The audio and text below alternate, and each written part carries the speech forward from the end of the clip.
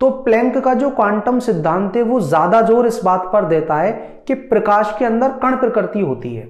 क्योंकि देखो मैक्सवेल ने ये बात तो समझा ही दी थी कि प्रकाश जो होता है वो एक वैद्युत चुंबकीय तरंग है, एक ऐसी तरंग जिसमें एक वैद्युत क्षेत्र होता है, एक चुंबकीय क्षेत्र होता है, और ये दोनों ही क्षेत्र प्रकाश के चलने की दिशा के लंबवत होते हैं। और अगर प्रकाश एक तरंग है तो किसी भी प्रकाश स्रोत से जो प्रकाश ऊर्जा का उत्सर्जन होता है वो सतत या कहें कॉन्टिन्यूअस होता है, उसमें बीच में कहीं भी ब्रेक नहीं आता।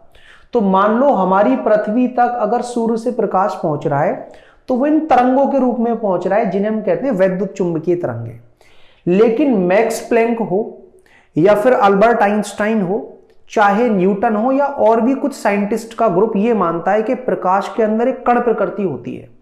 तो मैक्स प्लैंक ने यह बात समझाई कि सूर्य से या किसी भी प्रकाश स्रोत से जो प्रकाश ऊर्जा का उत्सर्जन होता है वो सतत नहीं होता, वो कॉन्टिन्यूअस नहीं होता, वो ऊर्जा के छोटे छोटे पैकेटों के रूप में होता है। मेरे कहने का मतलब यह है कि अभी जैसे मैंने प्रकाश को कुछ इस तरह से दिखाया है, प्रकाश ऊर्जा इस तरह से ना आकर के पृथ्वी तक आती है छोटे छोटे पैकेटों के रूप में, और ये पैकेट ऊर्जा के पैकेट होते हैं जिन्हें कहा गया फोटोन या फिर क्वांटा। और एक पैकेट कितनी ऊर्जा लेकर के आएगा, मैक्स प्लैंक के अनुसार वो ऊर्जा इस बात पर निर्भर करेगी कि प्रकाश की आवृत्ति क्या है।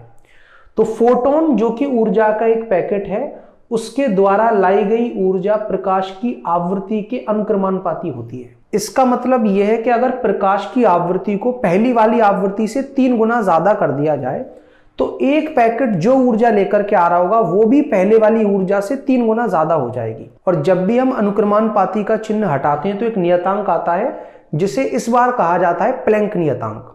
इससे हम स्मॉल h से निरूपित करते हैं और इसका मान होता है 6.6 गुणा 10 की घात -34।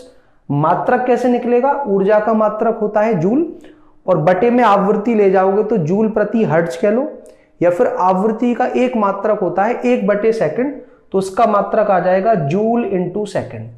तो ये जो प्लैंक नियतांक है इसका विमेय सूत्र भी हम पता कर सकते हैं, ऊर्जा का mL2T-2, और इंटू में अगर आप टी करोगे तो क्या आ जाएगा mL2T-1।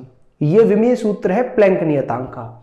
और अगर आपको प्रकाश की आवृत्ति का मान पता है तो फोटोन की ऊर्जा कितनी होगी वो आप कैसे निकालोगे कि आवृत्ति को डालें आप हर्ट्ज में, और वो जो हर्ट्ज में आवृत्ति है उसका जैसे ही आप प्लैंक नियतांक से गुणा करोगे तो आपको ये पता लग जाएगा कि जिन पैकेटों से मिलकर के प्रकाश बना है उसमें से एक पैकेट की ऊर्जा कितनी होगी। और आपको ये बात भी पता होनी चाहिए कि प्रकाश की जो आवृत्ति है और जो उसकी तरंग दैर्घ्य है उसमें भी एक संबंध होता है, कुछ इस तरह से कि आवृत्ति जो होती है वो प्रकाश के वेग को तरंग दैर्घ्य से विभाजित करने के बाद मिलती है।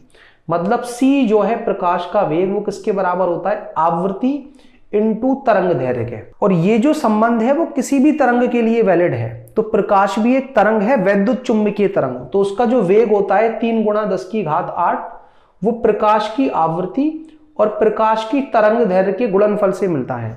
तो यहां से आप ये भी कह सकते हो कि अगर मैं h का जो प्रकाश का वेग है 3 गुणा 10 की घात 8 उससे गुणा कर दूं, जो कितना आएगा 19.8 गुणा 10 की घात -26, उसको मैं प्रकाश की तरंग दैर्घ्य से कर दूं विभाजित, और तरंग दैर्घ्य को रखना है मुझे मीटर में।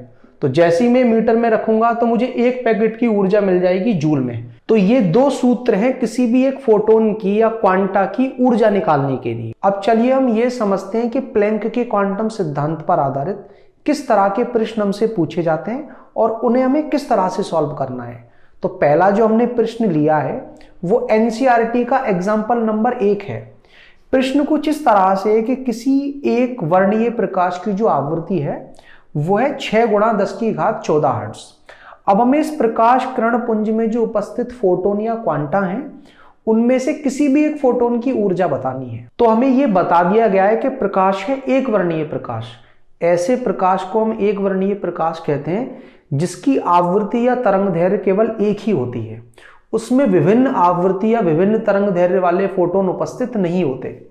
तो एक ही आवृत्ति वाले अगर फोटोन है तो सभी फोटोन की ऊर्जा एक जैसी होगी, और उसको निकालेंगे कैसे, जो प्लैंक नियतांक है 6.6 गुणा 10 की घात -34 उसका गुणा कर देंगे आवृत्ति से।